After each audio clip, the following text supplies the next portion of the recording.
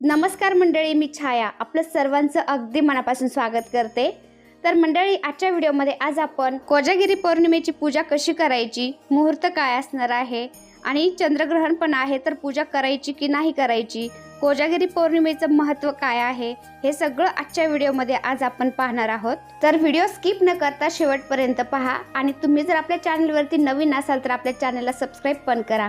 चला तर व्हिडिओला लगेचच सुरुवात करूया। तर मंडळी, कोजागिरी पौर्णिमेच्या रात्री माता लक्ष्मी आणि भगवान इंद्र पृथ्वी तलावरती भ्रमण करत असतात आणि असं म्हणत असतात, कोजागरती। कोजागरती म्हणजे कोण जागते। तर हे नाव रूढ झालं गेलं आणि या पौर्णिमेचं नाव कोजागिरी पौर्णिमा असं पडण्यात आलं। आणि या रात्री जे जागते त्याच्यावर माता लक्ष्मी खुश होऊन भरभरून आशीर्वाद देत असते, त्याला कधीही कसलीही कमी पडत नाही। मंडळी, कोजागिरी पौर्णिमेची सुरुवात होईल 28 ऑक्टोबर 2023 रोजी पहाटे 4:17 आणि समाप्ती होईल 29 ऑक्टोबर 2023 वार रविवार 1:53। उदय तिथीनुसार कोजागिरी पौर्णिमा ही 28 ऑक्टोबरला साजरी केली जाईल। 28 ऑक्टोबरला कोजागिरी पौर्णिमेच्या दिवशी चंद्रग्रहण सुद्धा आहे। तर हे चंद्रग्रहण खंडग्रास या प्रकारातील असणार आहे। पौर्णिमेच्या दिवशी चंद्र 16 कलांनी पूर्ण असतो आणि पृथ्वीच्या खूप जवळ असतो, त्यामुळे चंद्र या दिवशी अमृताचा वर्षाव करतो अशी सुद्धा मान्यता आहे। या दिवशी चंद्र उदयाची वेळ संध्याकाळी 5:20 असणार आहे। वर्षातून एकदाच ही एक वेळ असते। भगवान इंद्र, चंद्र आणि कुबेर यांची पूजा केली जाते। मंडळी, कोजागिरी पौर्णिमेच्या दिवशी चंद्रग्रहण आहे तरी पण आपण कोजागिरी पौर्णिमेची पूजा करू शकतो।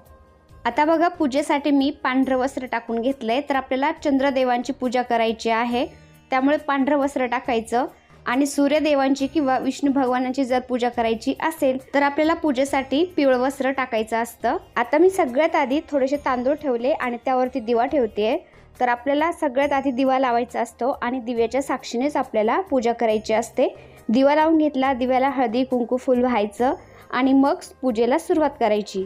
आता बघा, आपल्याला इथे कलश स्थापित करायचा आहे। तर कलश आपला कुलदेवीचा वेगळा कलश असतो आणि इथे आपल्याला कलश स्थापित करायचा आहे। तर हा कलश आहे इंद्र भगवानांचं स्वरूप। तर बघा, आपण कुलदेवीचा जो कलश स्थापित करतो त्यावरती आपण स्वास्तिक काढत असतो, त्याच्या कंठाला लाल पिवळा धागा बांधतो कलावा आणि नारळालाही कलावा बांधत असतो। तर हे इंद्र भगवानाचं स्वरूप आपण मांडत आहे कलश। तर याच्यावरती आपल्याला स्वास्तिक काढायचा नाही, किंवा तुम्ही त्यावरती नारळ ठेवणार असाल तर नारळाला सुद्धा आपण पहा, मंगल कलशाच्या नारळाला आपण देवीच्या स्वरूपामध्ये हळदी कुंकवाने मळवट भरत असतो, हळदी कुंकू लावत असतो खूप सारं। तर तसं नसतं करायचं, आपल्याला प्लेन नारळ ठेवायचा असतो या कलशावरती। आणि नारळ नाही ठेवलं तरी पण चालतं, नागिणीचे पानं ठेवायचे आणि कलशामध्ये 1 रुपयाचं नाणं, 1 सुपारी, थोडेसे अक्षदा, थोडीशी दुर्वा आणि 1 फूल टाकायचं, फक्त हळदी कुंकू व्हायचं। असं एवढं केलं तरी पण चालतं। फक्त नारळ नाही ठेवलं तरी पण चालतो आणि नारळ ठेवला तरीही चालतो, पण त्याला कलावा बांधायचा नाही किंवा खूप सारं हळदी कुंकू सुद्धा लावायचं नाही त्याला, फक्त असं प्लेन ठेवला तरी पण चालतो। तर हा कलश आहे इंद्र भगवानांचं स्वरूप। आता इथे आपल्याला तांदळाने गोल भरीव आकार काढायचा, हे आहे चंद्रदेवांचं स्वरूप। तर चंद्रदेव काढायचे आपल्याला इथे तांदळाने गोल गोल काढायचे एकदम। आणि मी नागिणीचे पानं ठेवले इथे। तर नागिणीचे पानं जोडीने घ्यायचे, सिंगल कधीही ठेवायचं नाही।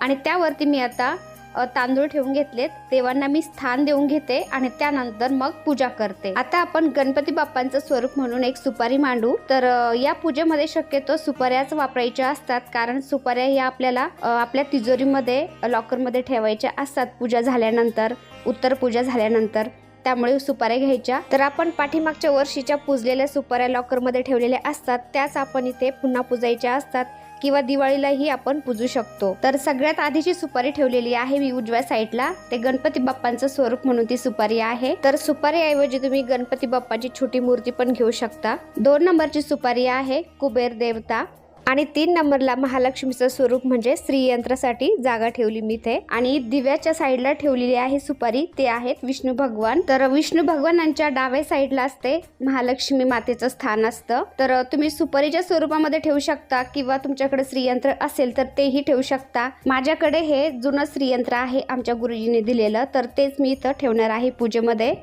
आणि नवीन श्रीयंत्र मी ऑर्डर केलं होतं, मला घटस्थापनेला त्याची स्थापना करायची होती, पण मला ते मध्येच मिळालं आणि पंचमीला मला ललित पंचमीला स्थापना करायची होती, तर त्या दिवशी मला अजिबात टाईम मिळाला नाही, पाहुणे वगैरे आले त्यामुळे.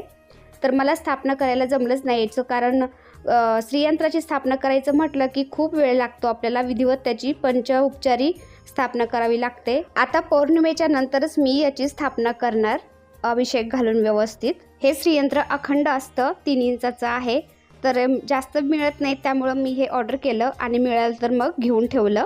आता मी त्याची स्थापना नंतर करल.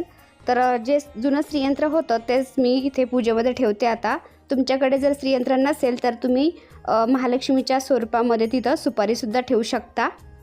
तर आपण इथे 4 देवता ठेवलेली आहेत. गणपती बाप्पा उजव्या साईडला, 2 नंबरला कुबेर देवता आणि महालक्ष्मी माता, आणि महालक्ष्मीच्या उजव्या साईडला विष्णू भगवान.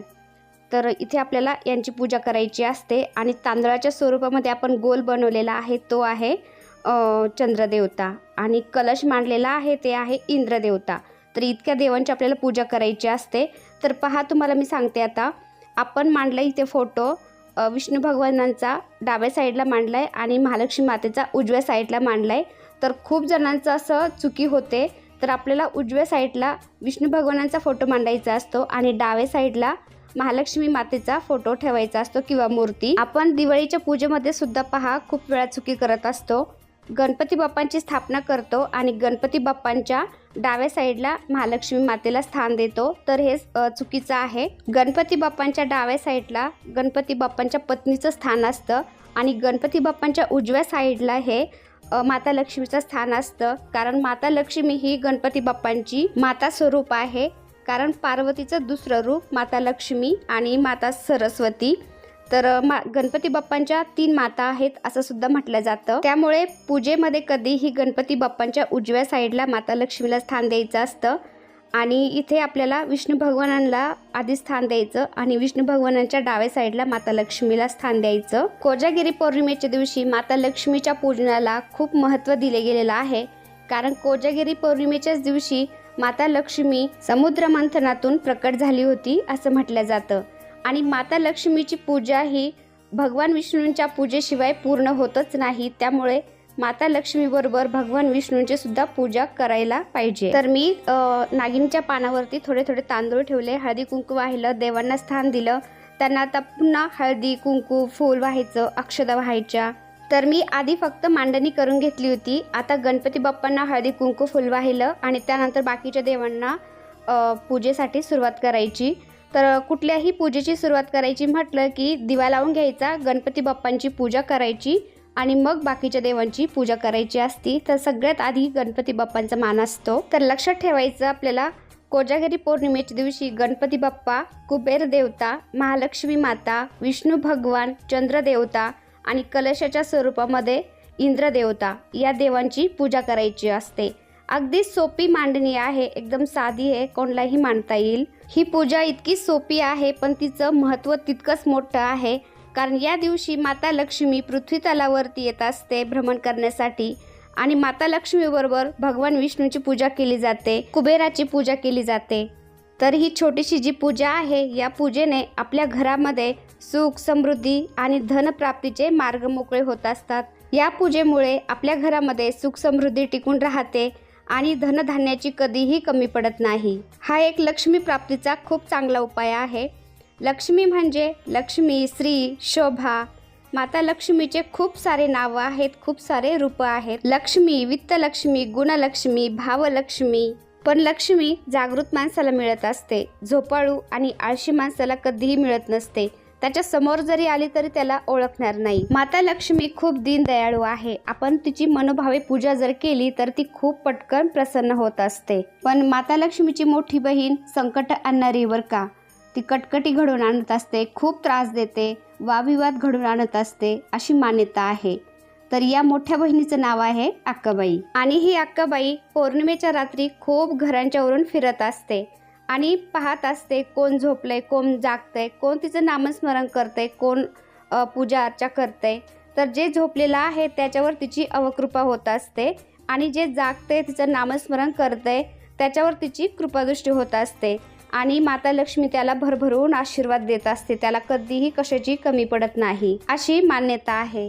आणि याच रात्री भगवान इंद्रदेव सुद्धा पृथ्वी तलावरती भ्रमण करत असतात आणि पाहत असतात कोण जागतंय, कोण माझी पूजा करतंय. वारंवार कोजागरती असं विचारतात इंद्रदेव आणि हे नाव रूढ झालं गेलं आणि मग कोजागरी पौर्णिमेचं कोजागरी पौर्णिमा हे नाव पडण्यात आलं. सगळ्या देवांना हळदी कुंकू अक्षदा वाहिल्या, फुल वाहिलं. आता इंद्र भगवानांचं जे कलश मांडलेला आहे आपण त्याला पण हळदी कुंकू वाहायचं, फुल वाहायचं, अक्षदा वाहायच्यात. जास्त नाही त्याला मळवट भरत बसायचा, जसं की आपण कुलदेवीच्या नारळाला मळवट भरतो, खूप सारं हळदी कुंकू लावतं, तसं नाही करायचं.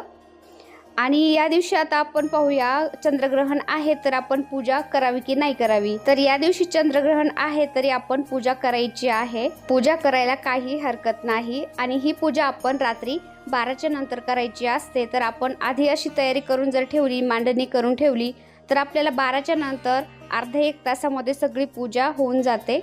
त्यामुळे आपण मांडणी आधीच करून ठेवावी 12च्या आधी. आता सगळ्या देवांची पूजा झाल्यानंतर इंद्रदेवांचं स्वरूप मी कलश मांडलेला आहे तर त्याला सुद्धा आपल्याला हळदी कुंकू व्हायचं आहे, फूल व्हायचं आहे, थोडेसे अक्षदा व्हायच्यात.